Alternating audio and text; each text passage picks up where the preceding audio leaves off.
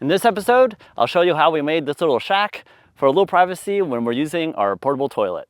So my mom and I bought this land about 2 years ago, and we've been fixing up the Spartan manor to eventually put on this land, but that's taking a little bit longer than we expected.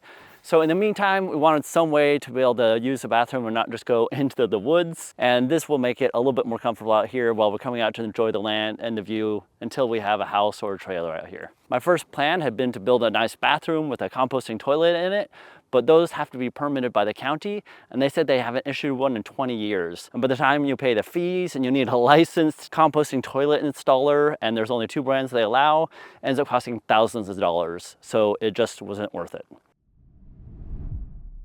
So this is all the stuff I got to build an outdoor toilet room. It's all centered around this, the luggable loo. So it's just a bucket with a lid, and then it has these bags with a gelling agent in there so that any liquids don't slosh around anymore. So anytime we come out here, it's always a little bit of an inconvenience to go to the bathroom, and some members of my family don't want to come out here until there's a better solution.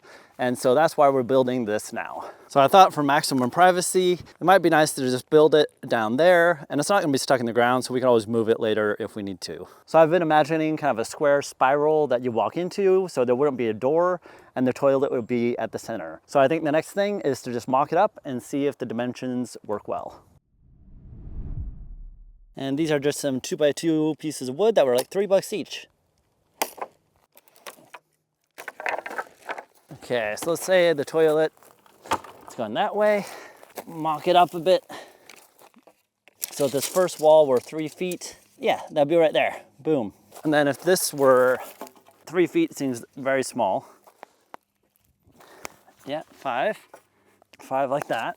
That might be a bit of a narrow entrance. 2 feet is too narrow. 2.5, 6, 72, 80, right there. So you'd walk in, go around the corner, there's the toilet, and you'd sit. All right, so the plan is to basically have a 6x6 foot room, and we'll have this little extra bit for the entrance, just to give it a little bit more character.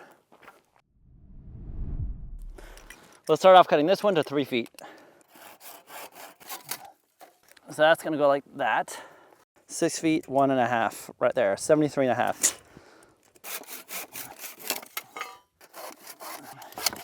3 feet, 3 feet, that's gonna be the extra. Okay, it's getting there. And we might as well divide it. So let's cut 2 more 3-foot pieces. So that's gonna go there. Okay, so this is gonna be the top structure. And these are the 10 by 3-inch screws I'm using. I don't wanna split this wood, so I'm gonna start off putting some pilot holes through it so that the screws can drive through cleanly, hopefully without splitting it. Drilling it from the top so I can get it nice and centered. Now I'm gonna rotate it and try and get that nice and square. And I'm gonna transfer it, then drive it in.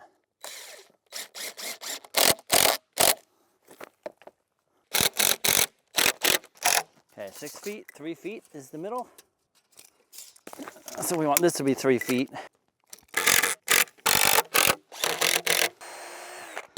For this one, of course, we can't go through from here.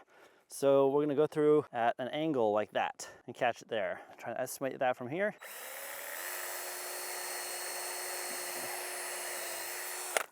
You need to hold it really tight. There we go. All right, so this is the top.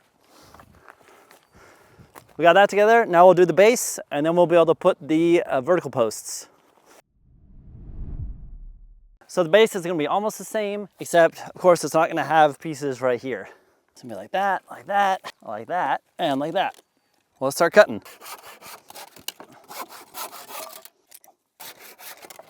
Okay. So I just marked the location of the cut, and I use the speed square to help make a straight cut with the saw.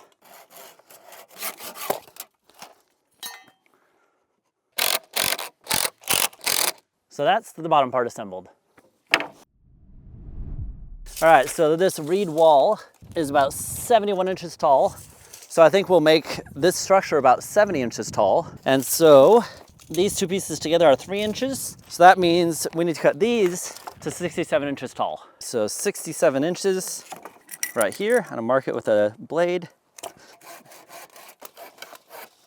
All right, so this on the base and then this on top, it's gonna be about 70 inches, and then we'll be able to wrap the reed wall around it.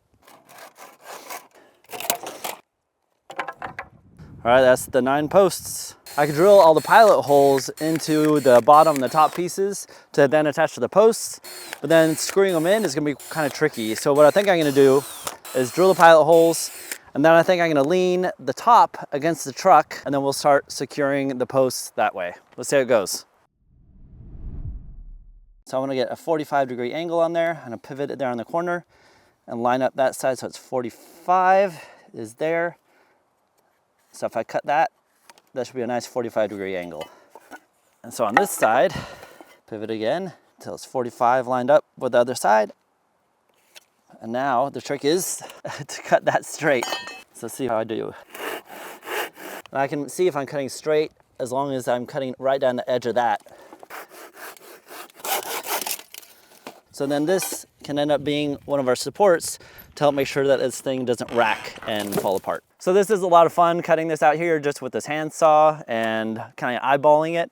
But had I been really clever, I could have designed this all at home and cut these all out on the miter saw ahead of time and then just assembled it here on site. So let's see how this turns out.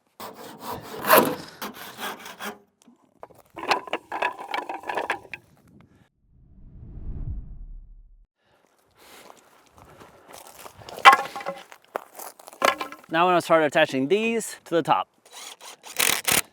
Oh, that looks nice.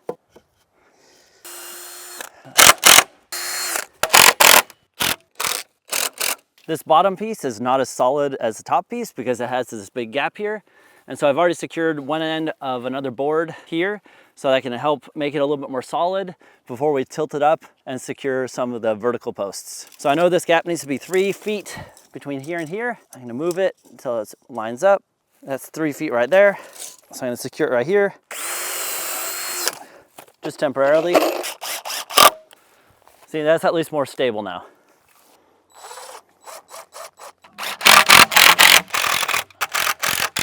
.22 1/8 from that side edge. And it should be even anyway, just because it's math and 45-degree angles. Okay.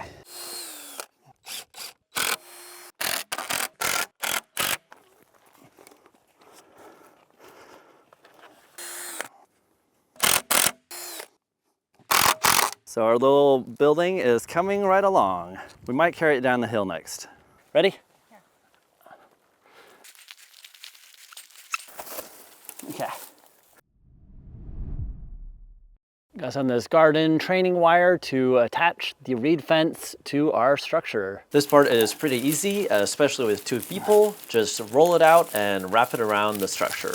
Then you can poke the garden wire through, grab it from the other side, and twist it together by hand, and then really twist it together with a pair of pliers. You don't want to do this too tight because this wire at least snaps. You can finish off by snipping it and then just bending it out of the way.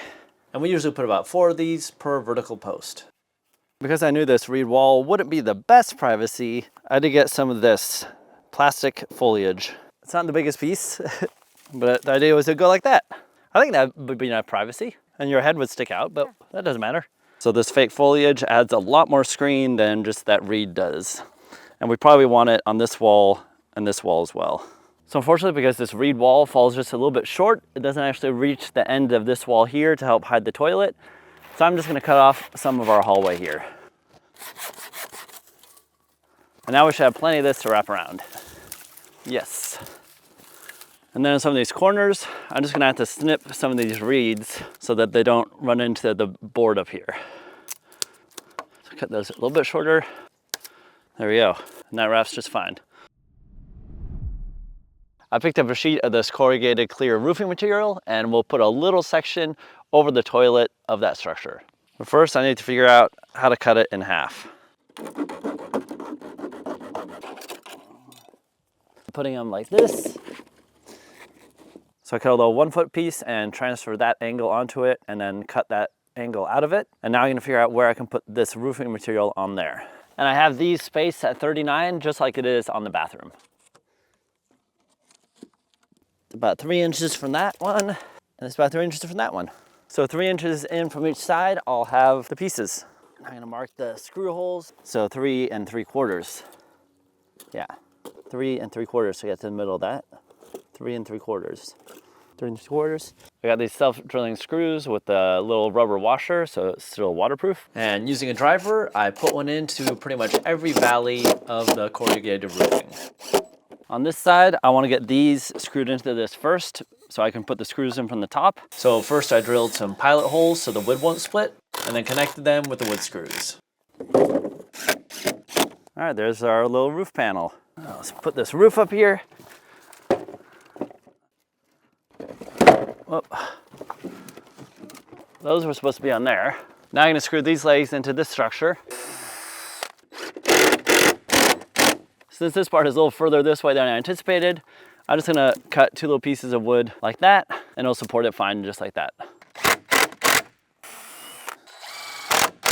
And we'll trim these so they fit around that. And here as well.